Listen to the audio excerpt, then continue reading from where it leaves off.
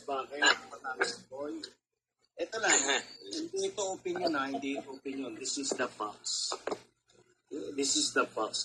Wag na, Brother David, is all speculation. What is the possibilities? It's not related to it. This is the book of law. In every process of the prosecution, it is always defined and processed by the investigation of the prosecutor. Does not really matter what is the clean hands doctrines or the elements of the evidence. Has nothing to do with it. It is Not what is such the thing. process. What is the Yan ang status tindi mo, of the Bucket. Ano ko naman yan. Alam ko naman yung sinasabi ni Sir David at sinasabi mo, Mr. Jet. Meron akong bagay, hindi ko pwede ma-discuss dito. Bakit kung sa akin, possible na ma-discuss yan. Kaya, huwag na lang natin siguro not to discuss. Neither one of us has no right to discuss. Hindi kasi, okay, yung mindset ng prosecutor ngayon, kung ano yung binago nila, with regards dyan sa... Okay, ganito na lang para at least mas maintindihan ng iba. Hindi ko ma-explain ng maano dito kasi syempre medyo may maapektuhan. Ganito na lang po yun, Mr. Jeff. Ganito papaliwanag ko sa inyo. Even umabot sa 80% or 90% yan, doon sa way ngayon ang binago ng DOJ with regards diyan sa sa kaso na yan, kahit 80% nga minsan nilalaglag nila eh. No. Kasi based on experience ka, Sir David, binabanggit ko na nga bakit ganito, ba't ganun yung mangyayari. Please lang, Bakit? Slow down, kalma lang. Kaya nga sinasabi ko, huwag sila magsasalita ng tapos at huwag nila ako yayabangan kasi hindi pa sureball yan. No. Kasi ganito lang yan. Do not evolve what is not supposed to. Ganito lang yun. Ms. Baker, through to the prosecution, there is no 80% or 20% or 50%. The probable cause is believe me, Sir David, yung proseso ngayon, o hindi, pag nagbit na lang tayo, pag nakausap mo na lang my brother-in-law is a judge. Si Fiscal, siya na lang, hindi si Fiscal, siya na nga lang magpaliwanag sa'yo eh. Ito lang, tatanungin ko sa inyong dalawa. Ito ang tatanungin ko sa inyong dalawa. Ikaw na lang, Resbacker. Sige, go ahead po. Paano mo nalaman ang mindset ng mga prosecutor ngayon? Fiscal mismo nagsabi sa akin. Prosecutor mismo nagsabi sa akin. Hindi na sila basta-basta nag-aakyat. Ganito, Mr. Jeff, hindi na sila basta-basta nag-aakyat. Unlike noon, 2 years ago, or 3 years ago, na basta ibinigay or kagaya na nangyari kay Leon, kahit kalit-liitan lang, basta may probable cause, automatically, pwede nila kagad iakyat yan. Pero nagsabay-sabay, since pandemic, nagsabay-sabay ngayon, nagsabay-sabay na ganito, na parang nagiging laruan na lang. Yung ginagawa, for example, yung ginagawa nila, based din doon sa tao na nakakapagsampa. Paano na-influensa ng mindset ng prosecutor? Paano na-influensya na mindset ng prosecutor? Okay. Ikaw yung... There is no such can influence the mindset of the prosecutor. There's no such.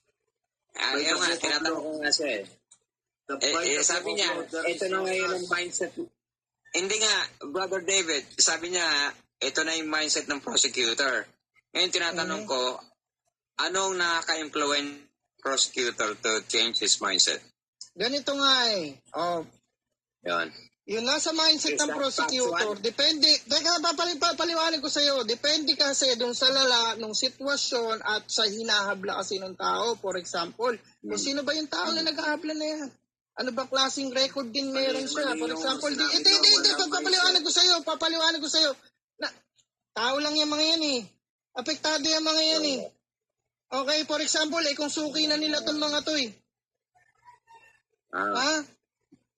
Pusukin na nila itong mga naapektuhan na nakakapag-apekto sa desisyon nila, yung klase na isinampa ng reklamo And then kung sino rin yung nagrereklamo.